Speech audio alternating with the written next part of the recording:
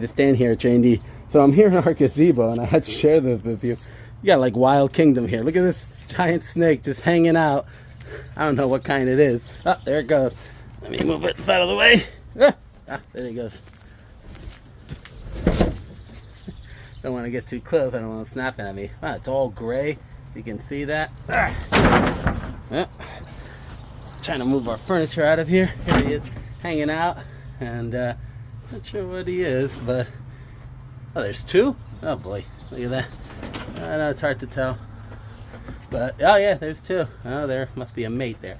Now, wow, it's two different kinds too. So anyway, this is what we deal with all the time. I don't want to get too close. This is bigger than that other gardener, but all right. Fun part is got to get the furniture out of here. So get this guy out of him. He'll go back into the. Look at that. It's crazy. Well, things we have to deal with. Later.